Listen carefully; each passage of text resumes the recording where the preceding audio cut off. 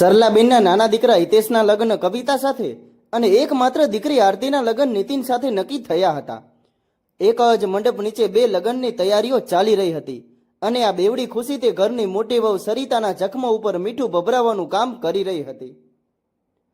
સરિતાના લગ્નને 5 વર્ષ થઈ ચૂક્યા હતા અને આ 5 વર્ષોએ તેની ઓળખને એક જ શબ્દોમાં સમેટીને રાખી દીધી હતી. તે શબ્દ હતો વાંજણી. આ શબ્દ તેની સાસુ સરલાબેનના મોઢેથી કોઈ ઝેરીલા તીરની જેમ નીકળતો અને સીધો તેના દિલમાં વાગતો હતો.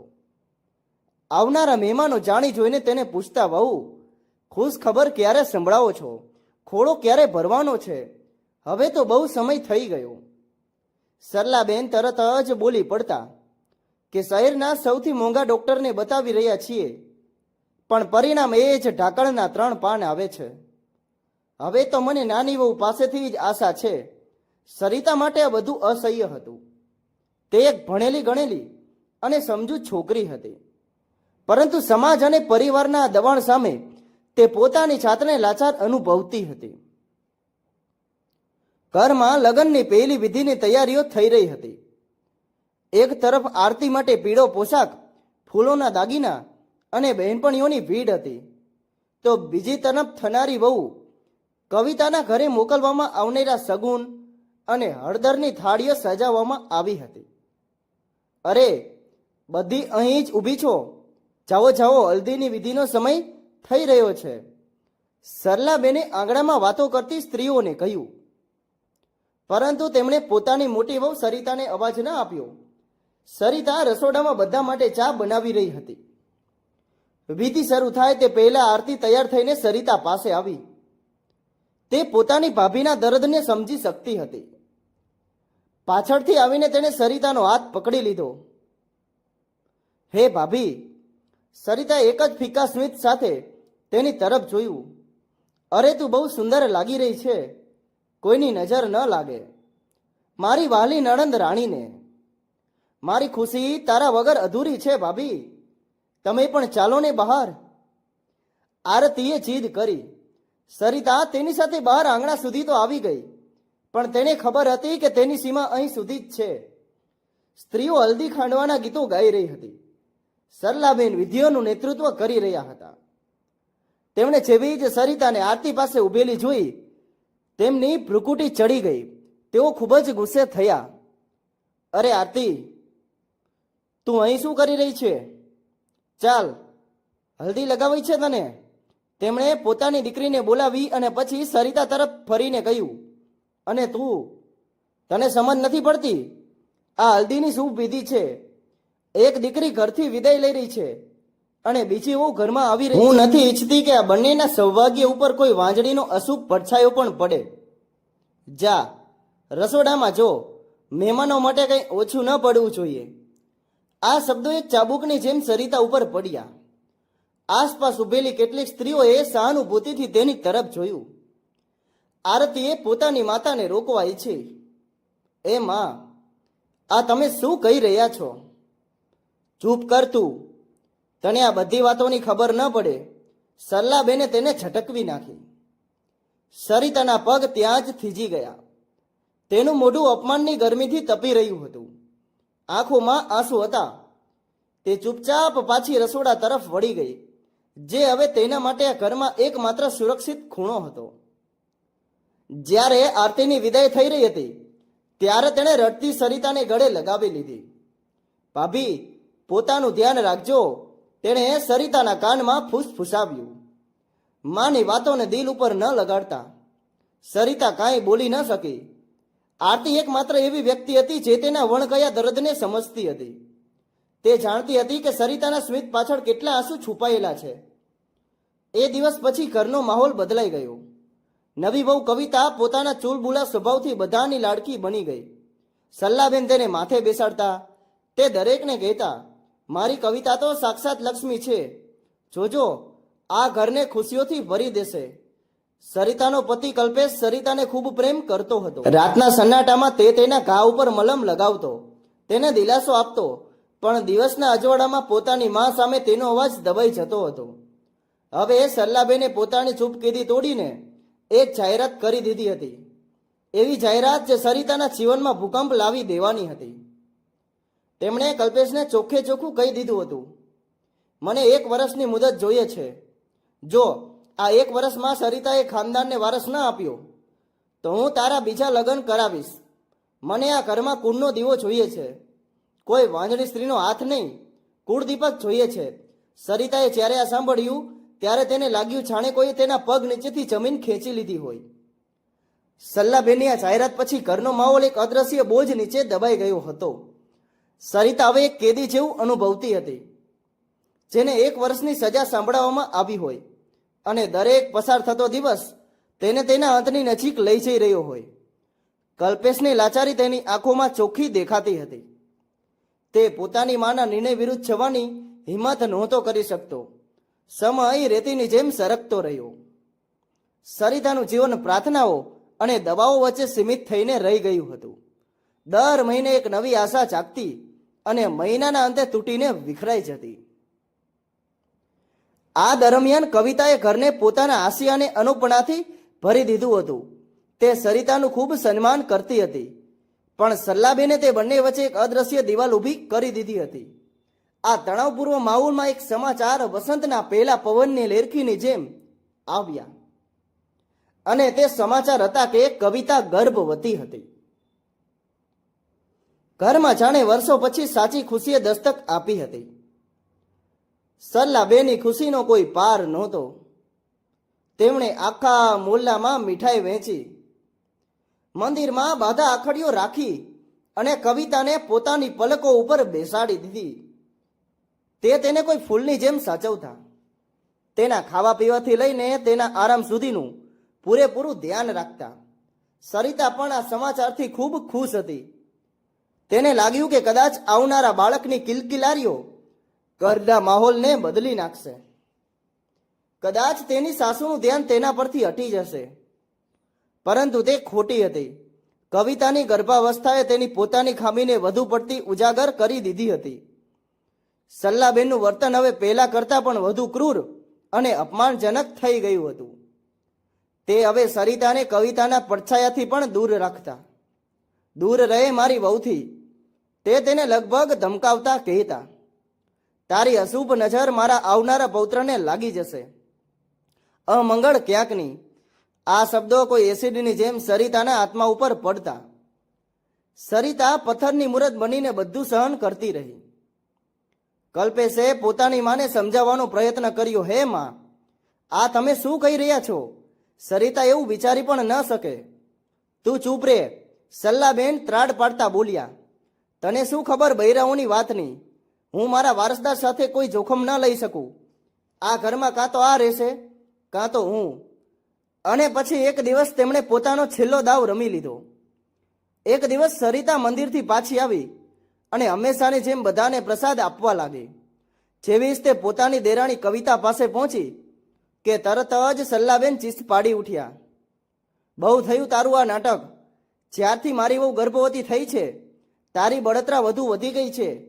હું હવે એક પણ પળ તને આ ઘરમાં બરદાસ્ત નહીં કરું. નીકળી જા મારા ઘરમાંથી. સરિતાના પગ નીચેથી જમીન ખસી ગઈ. માજી, આ તમે શું કહી રહ્યા છો? મેં શું કર્યું છે? તે શું કર્યું છે? સલ્લાબેન એક ભયાનક હાસ્ય હસી પડ્યા. તે કાંઈ નથી કર્યું, કારણ કે તું કંઈ કરવાને લાયક જ નથી. તું વાંજળી છે, અમંગળ છે. મારા પૌત્રના આવ્યા પહેલા હું તારા જેવી અશુભ સ્ત્રીને આ ઘરથી દૂર કરવા માંગુ છું. તેમણે સરિતાનો હાથ પકડ્યો અને તેને દરવાજા તરફ ઘસડવાનું શરૂ કરી દીધું. કલ્પેશ દોડતો આવ્યો. માં, છોડો સરિતાને. આ આપણું ઘર છે, તે ક્યાંય નહીં જાય. હું મારી વહુ અને મારા આવનારા પૌત્રની આસપાસ કોઈ અમંગળ પડછાયો નથી ઈચ્છતી. માં, કલ્પેશના અવાજમાં પીડા હતી. આ તમે શું કહી રહ્યા છો? સરિતાએ તમારું શું બગાડ્યું છે? તે પણ તો આ ઘરની વહુ છે. વહુ? સલ્લાબેન વ્યંગમાં હસ્યા. વહુ એને કહેવાય છે ઘરને આગળ વધારે, ખાનદાનને વારસ આપે. જે સ્ત્રી એક બાળક પણ ન આપી શકે તે વહુ કહેવાને લાયક નથી હોતી. તે માત્ર એક બોજ છે, એક કલંક છે. હું સરિતાને ક્યાંય જવા નહીં દઉં, અને જો તે ઘરથી જશે તો હું પણ તેની સાથે જઈશ. કલ્પેશે હિંમત કરીને કહ્યું. એક પળ માટે સલ્લાબેનના ચહેરા ઉપર પોતાના દીકરાના આ અણધાર્ય વિદ્રોહથી આશ્ચર્ય આવ્યું, જે તરત જ એક ઠંડા અને કઠોર નિશ્ચયમાં બદલાઈ ગયું. તેમને આશા નહોતી કે તેમનો આજ્ઞાકારી દીકરો ક્યારેય તેમની સામે આ રીતે આવીને ઊભો રહેશે. તો ઠીક છે, જો તું તારી પત્ની સામે જવા માંગતો હોય તો જા, પરંતુ આ ઘરની બહાર નીકળતા પહેલા તારે મારી લાશ પરથી પસાર થવું પડશે. હું આ જ આંગણામાં પોતાની જાતને ખતમ કરી દઈશ દીકરા.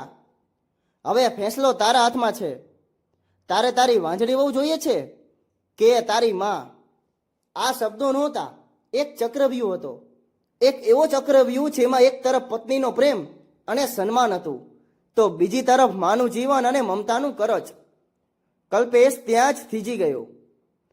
તેની આ ચૂપકીદી સરિતા માટે છેલ્લો જવાબ હતી. સરિતાની આંખોમાંથી આંસુ વહેવા લાગ્યા.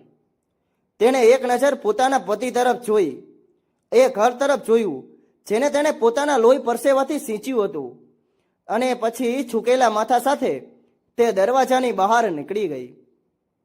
સરિતા જ્યારે પોતાના માતા પિતાના ઘરે પહોંચી ત્યારે તેના વિખરાયેલા વાળ અને ચહેરા પરની અકથ્ય ઉદાસી જોઈને તેના મા બાપની પગ નીચેથી જમીન ખસી ગઈ.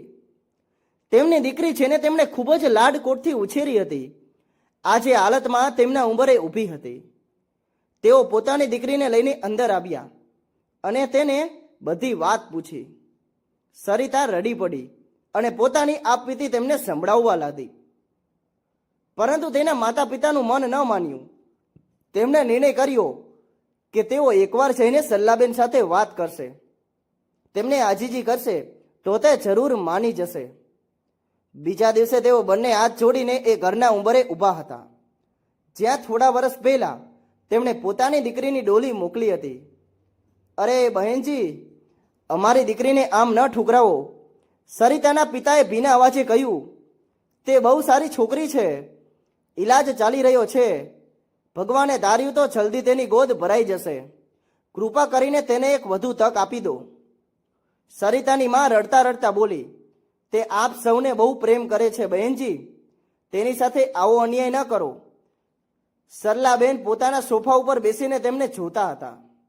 તેમના ચહેરા ઉપર દયાનો કોઈ ભાવ નહોતો, માત્ર અહંકાર અને નફરત હતી.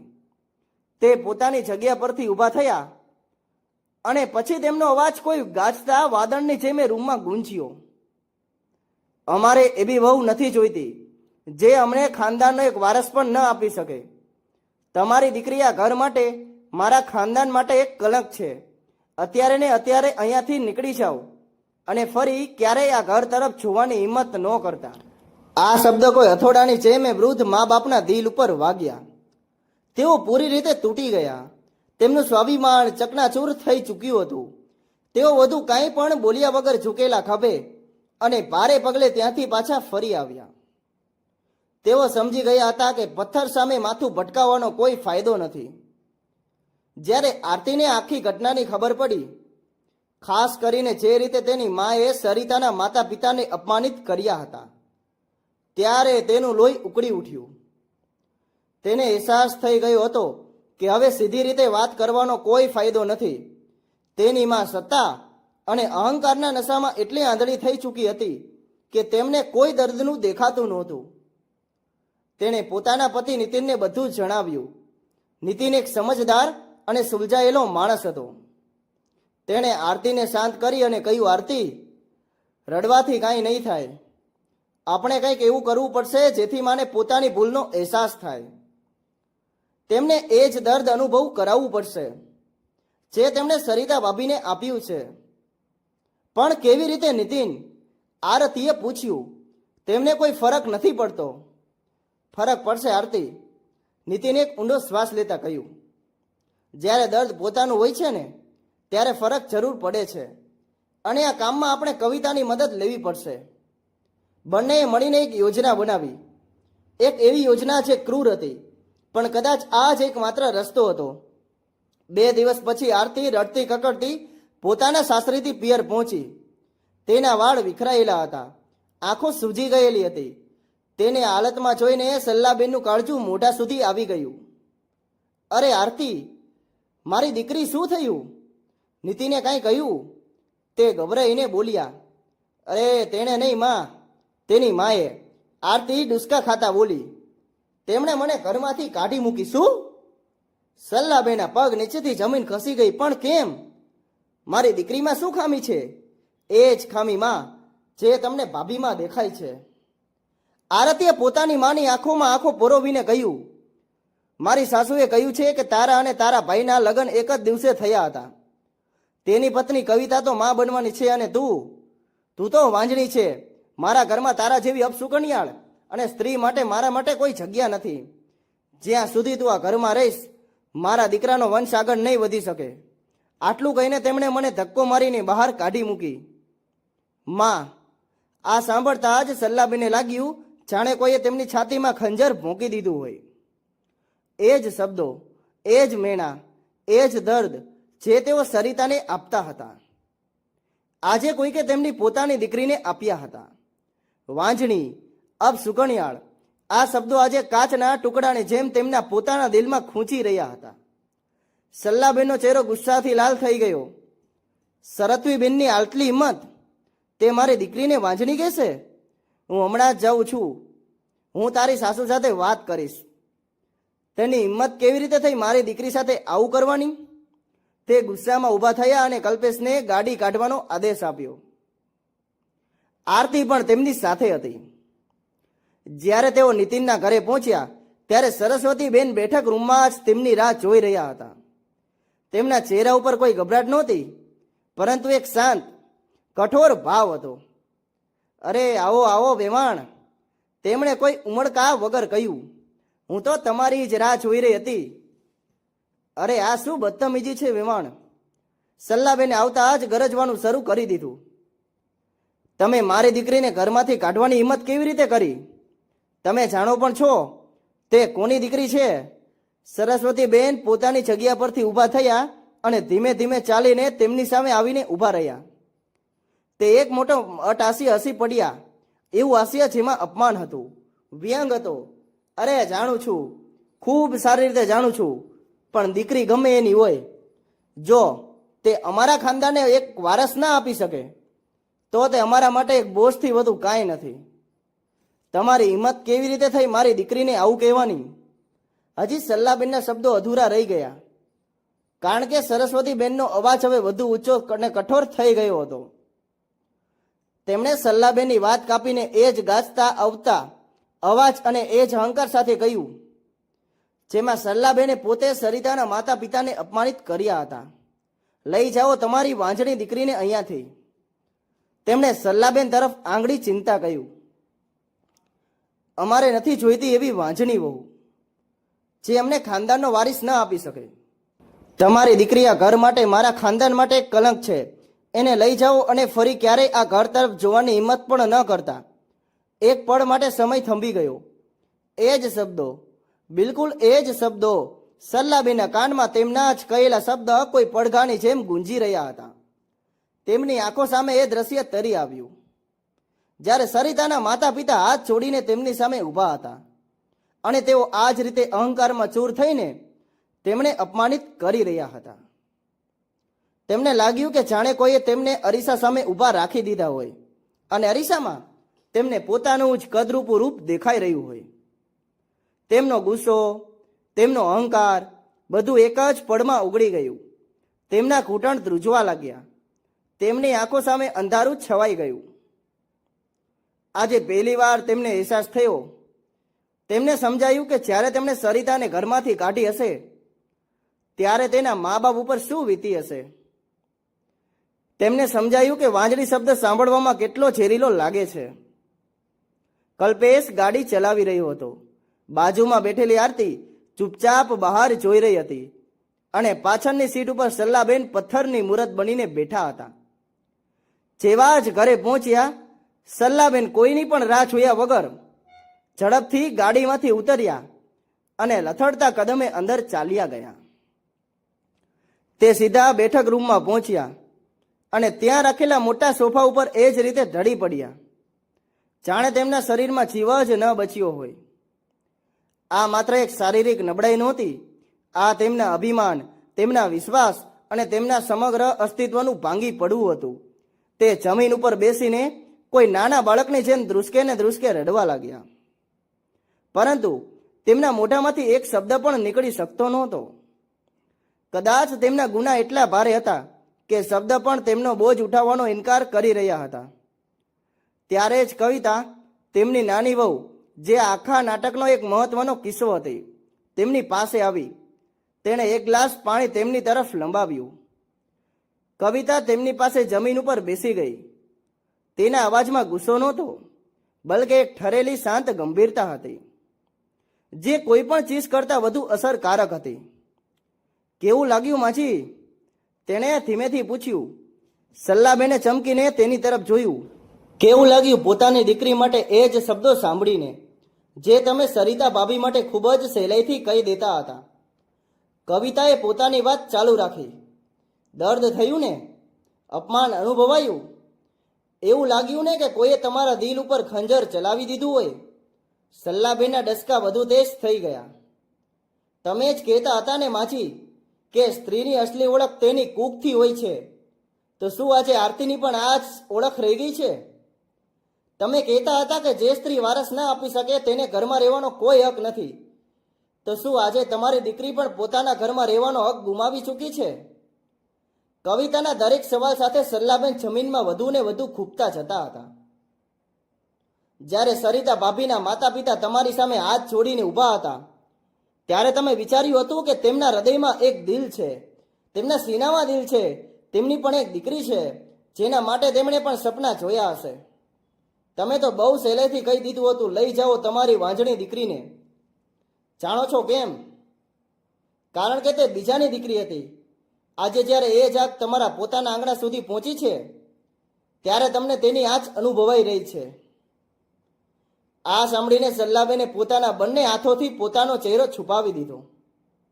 તેમને લાગ્યું જાણે તે ધરતીમાં સમાઈ જાય. મેં પાપ કર્યું છે કવિતા, તે તૂટેલા અવાજે બોલ્યા. મેં મારી વહુ સાથે બહુ મોટો અન્યાય કર્યો છે. હે ભગવાન, મને માફ કરી દે. કવિતાએ ધીમેથી પોતાની સાસુના ખભા ઉપર હાથ મૂક્યો. ભગવાન પાસેથી માફી ત્યારે મળશે માજી, જ્યારે તમે ઇન્સાનની માફી માગશો, જેનું દિલ તમે દુભાવ્યું છે. આ રાત બહુ લાંબી છે, આ બાબતે વિચારજો જરૂર. આટલું કહીને કવિતા ત્યાંથી ઊભી થઈ ગઈ. તે રાત સલ્લાબેનના જીવનની સૌથી લાંબી અને સૌથી ભારે રાત હતી. તેઓ પોતાના રૂમમાં બંધ રહ્યા, પણ એક પણ પળ માટે તેમની આંખ ન મળી.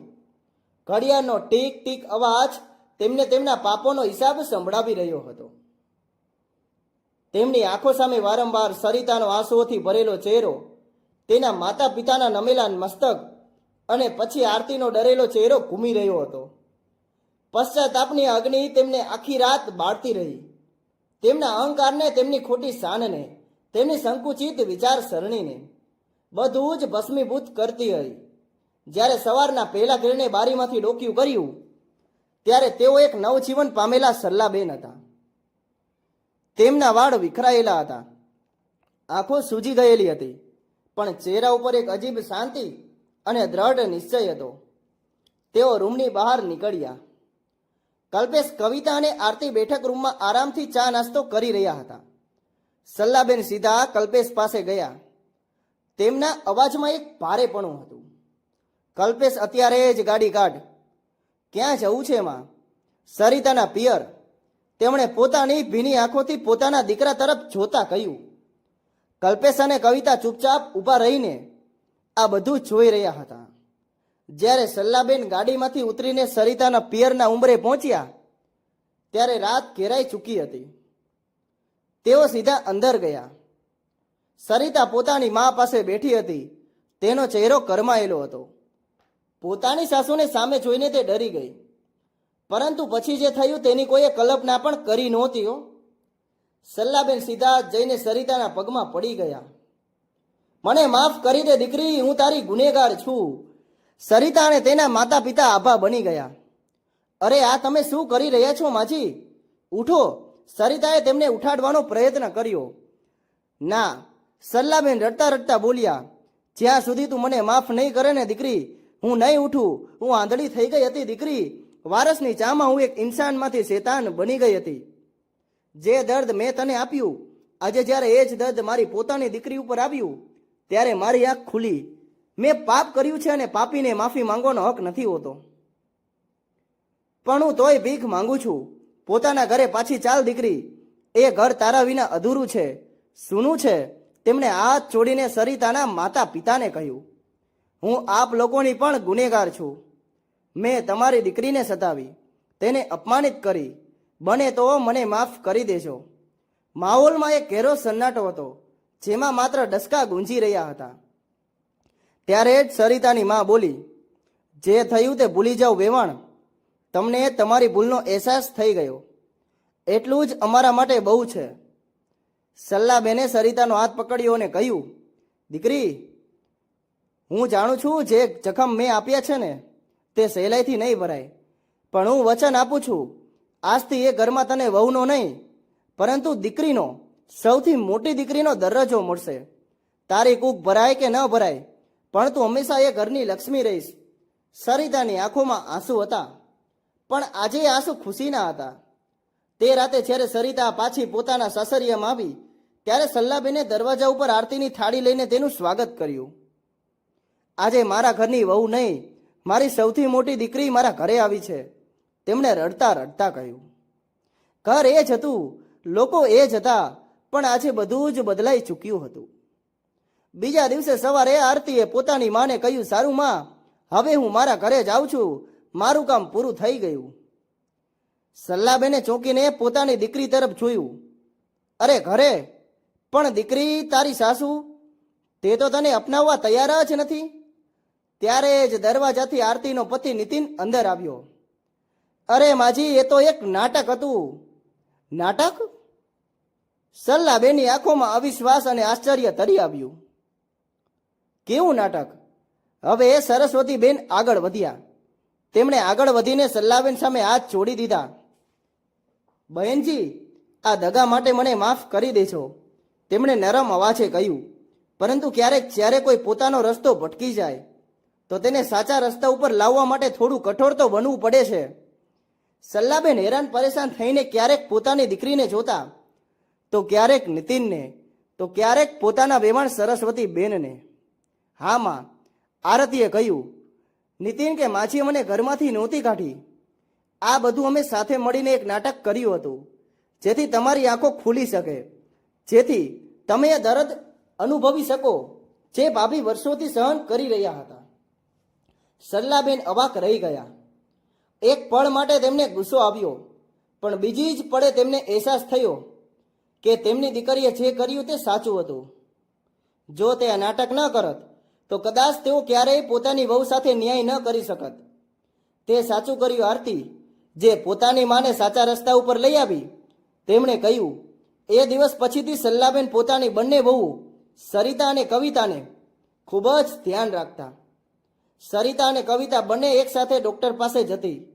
કવિતા આવનારા બાળકની સ્વાસ્થ્ય તપાસ કરાવવા માટે અને સરિતા પોતાનો ઈલાજ કરાવવા માટે. હવે સરિતા અને કવિતા વચ્ચેનો સંબંધ વધુ ગાઢ બની ગયો હતો. કેટલાક મહિનાઓ પછી કવિતાએ એક સુંદર દીકરાને જન્મ આપ્યો. સલ્લાબેને બાળકને તેડ્યું અને સૌથી પહેલાં તેને સરિતાના ખોળામાં મૂકી દીધું. સંભાળ તારી અમાનત, તું મોટી માં છે આની, તેમણે ભીના અવાજે કહ્યું. આના પર પહેલો હક તારો છે. સરિતાની આંખોમાંથી ખુશીના આંસુ છલકાઈ પડ્યા. તેણે બાળકને છાતી સરસું ચાંપી લીધું, જાણે તે તેનું પોતાનું જ હોય. તેની આંખોમાંથી આંસુ વહેવા લાગ્યા. સમય વીતતો ગયો. એ ઘર હવે બાળકની કિલકારીઓ અને સ્ત્રીઓના હાસ્યથી ગૂંજતું હતું. એક સવારે પૂજા કરતી વખતે સરિતાને ચક્કર આવી ગયા. તે નીચે પડે તે પહેલાં જ સલ્લાબેને તેને સંભાળી લીધી. તેમણે સરિતાનો ચહેરો જોયો અને તેમના ચહેરા ઉપર એક અનુભવી સ્મિત રેલાઈ ગયું. તેઓ તેને ડૉક્ટર પાસે લઈ ગયા. જ્યારે ડૉક્ટરે ખુશખબરી આપી ત્યારે સરિતાને એક પળ માટે વિશ્વાસ જ ન થયો. 5 વર્ષની પ્રતીક્ષા, અગણિત આંસુ અને અસહ્ય દર્દ પછી આજે ભગવાને તેની પ્રાર્થના સાંભળી લીધી હતી. ઘેર પાછા ફરીને જ્યારે આ સમાચાર સંભળાવવામાં આવ્યા ત્યારે આખા ઘરમાં દિવાળી જેવો માહોલ થઈ ગયો. કલ્પેશે સરિતાને પોતાની બાહોમાં ઉંચકી લીધી. આરતી અને નીતિન પણ આવી ગયા. પરંતુ સૌથી સુંદર પળ એ હતી જ્યારે સલ્લાબેને સરિતાને પોતાની પાસે બેસાડી